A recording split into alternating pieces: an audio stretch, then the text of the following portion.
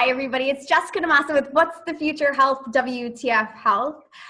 We are here continuing on with our COVID-19 series to talk about all of the ways that healthcare is transforming in the face of the COVID-19 pandemic, especially health tech.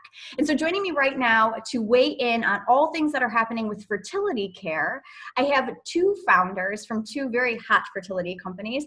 We have Tammy Sun. She is the CEO of Carrot Health. And Carrot Health is a fertility benefits company that helps employers offer fertility benefits to their employees. And we have Lea Von Bidder. She is the CEO of Ava Health. And Ava Health is a clinically researched, clinically validated ovulation tracker. So the bracelet, Lea, let's see it. There it is. So thank you so much, ladies. We'll hear a little bit more about exactly what their companies do and how they've evolved along in their journey. But I want to jump in right away and just get from you guys, a report from the front line. What is going on in fertility care, here in COVID-19 right now? Yeah, I'll kick that off. Thanks, Jessica. Sure. I think the COVID pandemic has caused tremendous changes to healthcare, but in particular fertility. So fertility care is one of those areas of healthcare that have long been debated as to whether or not it's elective or essential. And so the fact of the matter is that in the US and in many countries around the world, we provide fertility benefits globally. And I know Ava provides global distribution as well. In many countries around the world, including the US, almost all fertility care stopped, essentially. People who were trying to, go through cycles of IVF or egg freezing, or even if you think about like broadly adoption, the travel that's sort of required to complete an adoption process, all of that sort of like halted in midair. Now, in the last several weeks, I think in the last month, you've seen a lot of fertility clinics globally begin to open up and resume care. And people have really been sort of rushing back to continue treatment that had been paused. But I think one of the changes that we are seeing, and that I think we will continue to see over time, is sort of the necessity of more telehealth solutions, the necessity of more virtual solutions, and things that you can do at home as you pursue parenthood. So that's why I'm really excited to partner with Ava. Carrot is really excited to partner with Ava because they have a great sort of at-home ovulation solution that can help, opposite sex couples essentially optimize timed intercourse. Okay. So Lea, let's hear from you real quick. I want to get you to weigh in on that state of play too, and kind of add to some of the things that Tammy mentioned here. And so basically fertility treatments, which I mean, everybody is pretty well aware, they're very expensive. And so just stop for this period of time. I mean, from, we're March to June at this point, what does that do to the couple that's trying to, to get pregnant? Yeah, I'm really glad you asked that question, because we need to spend a moment on kind of the hardship that brought to all of our customers over the last couple of months. Fertility treatments, and I think a lot of people aren't really aware of that, but around 1 in 8 couples nowadays seek fertility treatment at some point. So it's not something that, is very niche and happens to no one. No, 1 in 8. It's 1 in 8 couples. And so it affects a lot of couples that are trying to conceive. And the last couple of months for many of our customers and users have been really, really difficult, because they didn't know when the care is going to resume. It partly stopped mid-cycle. They weren't sure about their medication. Are they going to receive it? Are they not going to receive it? And when you're trying to get pregnant, you're on a timeline. And it's an extremely stressful experience already for many of those couples. And then not being sure whether you can access the care that you need in that situation was and is really difficult, and continues to be in all the areas where that care doesn't exist. And I think it's important that we know that. And so the push towards telehealth that Tammy mentioned, and also the push towards products like ours who come in earlier in the process and are telehealth solutions, has definitely been visible over the last couple of weeks. Okay, let's talk more about that. So this is why I have the two of you on together, is not only to provide a more robust overview of what's going on in this space of fertility care, but also because you've recently announced this partnership together. So it's Carrot kind of got the lead on it. So it's Carrot at Home, powered by Ava with the ovulation tracker, right? So explain to me how this came about. I mean, obviously you're there to satisfy a need, but explain a little bit more about that. Take me back to where that conversation started, you know, some of the things that really made you guys, you know, want to come together to provide this joint solution. Yeah, I mean, Lea and I have known each other for a few years now, and it's just been like, just separately for me, it's been such a delight to watch Ava grow as a company and succeed. And, you know, now they have all of these users. And in fact, when I posted about it on one of my social channels the other day, a really good friend of mine DM'd me back and said, "I'm so excited. I used Ava and got pregnant on the first time that I tried it." And I know that there are so many, you know, happy users out there, but, you know, so we've known each other for a long time and, you know, have followed their business and have stayed close to sort of how their products have evolved and have been wildly impressed over the years. And, you know, as the pandemic sort of came and wore on, and we're, you know, we're frankly still in the middle of it. It's by no means gone. We just began to really sort of think about, well, what does the future look like now, right? Like the future is very different now for all companies, but particularly healthcare companies than it was sort of before COVID. And so, you know, we really began to look at our customers and our members who are employees and think about like, well, what is the best way that Carrot can be of service to them through their employer? So employers buy Carrot and then they distribute it to all of their employees.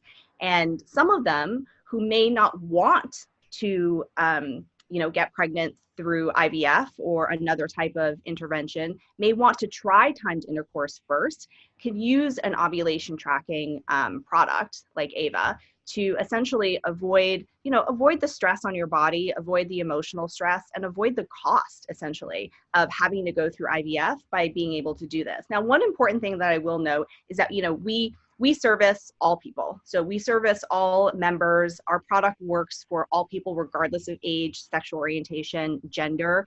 And so for same-sex couples, I want to just point out that like fertility treatments and IVF are really, really crucial, right? Like you really need those types of, that type of care and those types of treatments in order to plan for or build your family. But for some people, you know, this works. And so for those people, we wanted to make sure that we met them where they were and gave them sort of more telehealth, more virtual, more at-home solutions. What excites me so much about what we're doing now with Carrot and what Tammy has kind of laid out is, you know, traditionally we always thought about fertility treatments and fertility care to be starting at the point where things don't work out, right? It's kind of a moving target, but the overall guidelines now are, if you're under 35 years old, you get 12 months, so you basically get 12 chances to conceive. If you're over 35, you get 6 months, so you get 6 chances to conceive. And then the medical guidelines then go into treatments. And we've always looked at fertility care, kind of the industry has always looked at fertility care as this, say, hopefully lost part that then will benefit to 1 in 8 couples. And the way that Ava has looked at fertility for the last years is really to say, okay, those 6 chances that you have or those 12 chances you have, how can we really optimize that time? How can you make sure that you have the best possible chance to get pregnant naturally? And if you don't, then let's make sure that you have all the data that you need to then go into treatments well prepared. And what I really like about the solution that we now offer is it's a seamless transition. We start with you trying to conceive at the very beginning, and then if it turns out that it doesn't work, you have a seamless transition to the care that you need. And I think that's really, from a user perspective, that's exactly how you want fertility to be looked at, as this entire journey from kind of the first day to a pregnancy. Lea, I want to push you a little bit, and I want to ask you to talk about the clinical research that you've done and the evidence you've collected on your tracker, because this is one of those things where it's like, you know, I think, oh yeah, ovulation tracker, and people are like, you know, there is a range of solutions, and it's like from a piece of paper that you note things down on all the way to, and your device is really, I mean, it is special in the sense that it has really taken this and collects a lot of data, collects a lot of different data, and is highly accurate. So talk a little bit about that for me. Yeah, thank you so much for asking that. So I would say at this point, we're probably the most advanced technology on the ovulation tracking side. And what we're doing is, and we've shown the bracelet before, what we're doing with the bracelet is you wear it during the night, And it tracks 5 different physiological parameters continuously during the night. So that's breathing rate, pulse rate, skin temperature, perfusion, and heart rate variability. And what we found in our research is that by combining those 5 parameters, we can really accurately detect the very beginning of your fertile window and the end of your fertile window, detecting more fertile days than any other method that is out there and detecting it very accurately. So we've really taken your calendar that you had or your temperature methods to a completely new level with using a wearable and with using data sets that just weren't available anytime before. And what we could show with that is we can basically decrease the time that it takes you to get pregnant. And we can also increase the chances of conceiving for couples that are otherwise subfertile. And that's where we come in now with our partnership with Carrot, where this becomes really important. And what I basically try to explain with making the most out of your natural chances. Yeah. And Tammy, I mean, I guess from your perspective there, what's been really exciting about this for your client base? So Carrot is the one that's working with these employer groups that, to provide the benefit to their employee base. And so what kind of feedback have you been getting so far? I mean, I know this just recently launched, so I mean, let me know what you've been hearing so far. Yeah, I mean, it did just recently launch, but we've already gotten orders. We've gotten a lot of really excited, existing customers. We have more than 100 employers now that we serve. A lot of them are U.S. multinational businesses in, with employees in 40 countries around the world.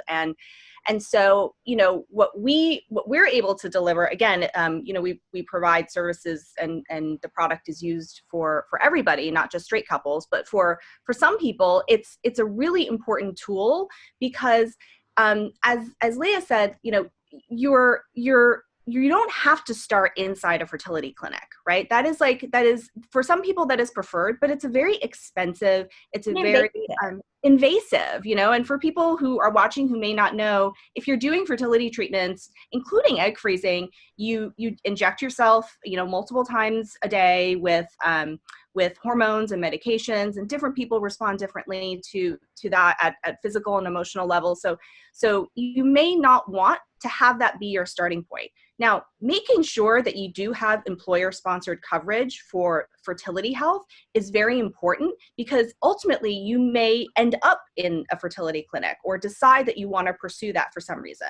But for many people who can get pregnant through timed intercourse, we now have Carrot at Home, which gives them access not just to the bracelet, but importantly, sort of as Lea mentioned, like different integrations through different levels of our shared product experience. So, members and employees now have access to a care team. They have text, video, voice access to fertility doctors and nurses and other experts who can sort of help guide them and support them through this journey. And so I think, what we're seeing from employers is just a lot of excitement around not just the cost savings, but really like sort of the emotional savings, the stress and anxiety savings for their employees who again, may not want to start at a starting line that is expensive and invasive as IVF. For those who are watching who may not be really familiar with fertility care, because I feel like this is an area within health tech in particular that we don't often hear a lot about. I mean, like right now, everybody's talking about mental health, everybody's talking about telehealth, but it's like we don't really hear a lot about fertility care, even, regardless of what's going on.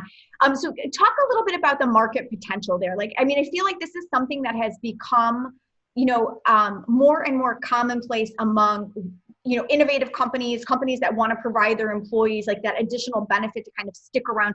I mean, from the both of you, I'd love to hear, candidly, we have a lot of investors that watch. So I want to kind of paint a picture of what this space is like, because I've noticed anecdotally, there've been more companies that have been getting into this space and trying to really create that full package of benefits for employees, and like you said, crossing all genders and sexual orientation. So tell me a little bit about like the market, I guess, and kind of what you have seen over the last couple of years as it's evolved. Yeah, I think from the employer perspective, what we are seeing is that employers want to offer this solution. And it's not because they're doing it altruistically, it's because their employees want it. And there are really important demographic trends that underpin that demand that we believe are permanent and are not reversing, anytime soon. For the first time, more in the US among college educated women, more more women over the age of 30 gave birth than women under the age of 30, which has Oh. never happened before. Right. And so you're seeing sort of those changes happening. LGBT demand for fertility services and care is driving employers to seek solutions that are more flexible and more equitable for all types of people. Global is a huge demand. As employee bases become more sort of diverse geographically and more distributed, employers want coverage that expands to all different countries, not just the U.S. And so I think from a sort of baseline level, the demographic trends that are changing are really sort of centered around an idea that Lea mentioned before, which is this aspect of healthcare is transforming from sort of a crisis state, a reactive state of infertility, into a much bigger opportunity of, well, how do I proactively think about my fertility health when I'm not actively trying to get pregnant or to build a family in some other way, right? And I think, when you look at the global market for, infertility services only, it's like 30 billion, a little above 30 billion, but that's infertility only, right? And so if you think about, okay, well, let's just ask ourselves, like, how many people do you know who, whether or not they want to have kids or not, like, care about their fertility health? It's just like however many people care about their mental health. Like, you can pretty much say it's, almost every human on the planet. I mean, I think I think Tammy explained that perfectly. I mean, the way that I look at this, we're seeing an increased demand every year, especially because of the age question that Tammy mentioned. But I also think, the expectations are in a way different. We're living in a time and age where we get used to usually, be able to control certain things. We can get our Uber with our app, and we can get all kinds of technology. And then we are suddenly there and we're stopping birth control and we have no idea what's going on. We have a sense of loss of control over the process. We don't know, is this normal? Is probably the most Googled question during that time, right? So you don't really know what's going on. You're under a certain timeline. You're under huge societal expectation. Every single Hollywood movie still will show you that you get pregnant the first time you try. And then you're also in an industry that is very stigmatized still, right? And all of that adds so much pressure on those couples. And then with the increased age, that adds additional pressure. And so I think that's why couples really start to very early kind of try to seek now solutions.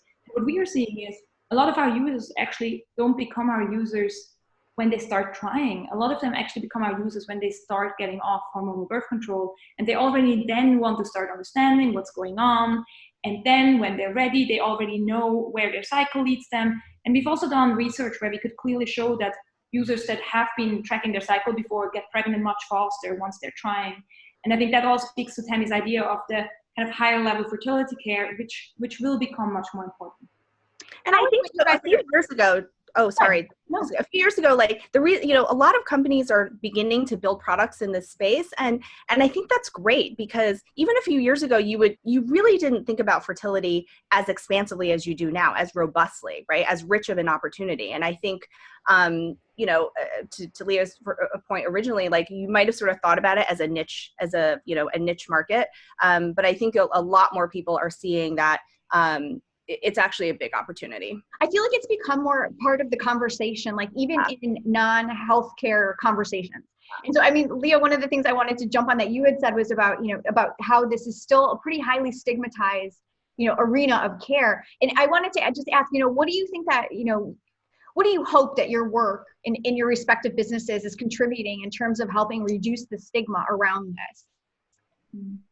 I mean, we're thinking about that a lot. And I think what we're trying to do is really to open the conversation and to also work within an ecosystem, right? Ava right now isn't just a bracelet, it's also content, it's also an entire conversation. And I think that's really important.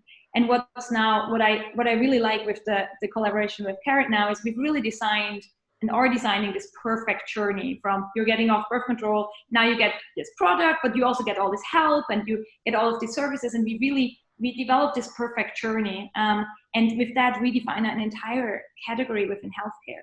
And I think that will automatically hopefully help with the stigma as well. You explaining that just put me at ease. Like, I was like, there's like a pathway now to follow. That sounds great. Tammy, what would you add to that? about reducing? I was talking to the CEO of one of our customers a few months ago, just to, getting her feedback and understanding, how she's enjoying the product and things like that. And one of the things that she said, was really important, which is, I walk into the kitchen now and I'll hear people talking about egg freezing. And that didn't happen before, we had Carrot as a benefit. And I think there is something in terms of destigmatization, something really important about employers saying, we are going to include this. We consider this an important, essential part of your core health plan. We are going to provide coverage for that. And something about that, I think, it allows people to, be more open about these topics, not just with friends and with family, but, at work, which is a big change that I have seen that really didn't exist 5 years ago. It's almost like it legitimizes it in a way. Yeah. Like it's like, okay, this is okay to talk about. Kind of like with mental health, I think too right now, which is seeing a lot of support from employers as well.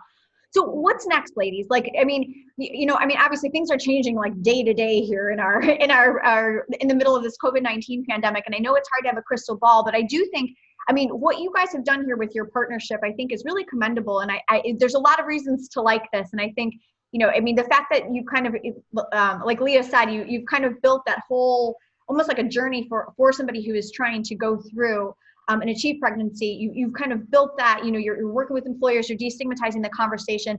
As far as moving forward, how do you see things changing, or what are some of the changes that you think might stick as a result of, the care that has gotten more placed into the home as a result of the COVID-19 pandemic, an increase in at least awareness, if not utilization of telehealth. We see a lot more remote monitoring. One could argue that is a remote monitoring device, right?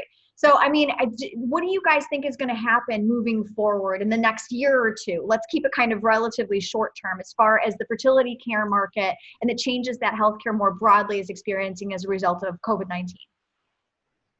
Yeah, I think employers will begin to double down on healthcare broadly. And Jessica, you may see this as well. There are definitely going to be areas of constriction inside of employer budgets, but healthcare, you're seeing it now. It's even more important. And I think fertility is one of those areas as well. I do think that employers will want to see, substantial ROI around cost savings. And, how can you provide a high quality solution at home, and I'll talk about this in a second, but, how do you do that in a way that, that supports the business and the business priorities? And so that's why I'm really excited about Carrot at Home with Ava. I will say fertility treatments and fertility care, fundamentally, at the end of the day, if you're getting IVF, you have to go to a clinic. Like, that is not going to be something, that you're going to be to do at home. And so enabling access to as many high quality points of care with an expansive network of high quality centers is going to be something that I think employers want to see. And so it's a combination of sort of increasing telehealth, increasing virtual access, increasing virtual support, particularly around the emotional aspects of fertility treatments, but then also making sure that when you do physically go into a fertility clinic, whether it's in the US or Japan or France or Spain, that you have sort of a network, and that network is high quality, and that that people are going to places where they're getting really strong care. I agree with everything that Tammy has laid out, and I think I would answer the question a little bit more from the kind of science perspective that our company comes from. Look, I think for me, when we talk about what's next, is we want to support this entire journey with data and data sets. And I think the fertility journey is getting so much better, and I think what we've built now is probably the best of a fertility journey you can possibly get. And yep. Still, I think there's so many gaps when it comes to research that can be filled with certain data sets. And I'm just going to name you 2 examples, right? You said that it's really helpful if you have a product like Ava to understand, to optimize your chances, and then if it doesn't work, you can go into treatments. But one thing that we're personally really interested in is, what if we find out after 2 months that it's better if you go to treatment now? Would right. that be, could we build something like that? Other things that we definitely want to build is, if you've tried for a year and you then go into treatments, what data can we provide you to make your experience afterwards better and your likelihood to achieve pregnancy better?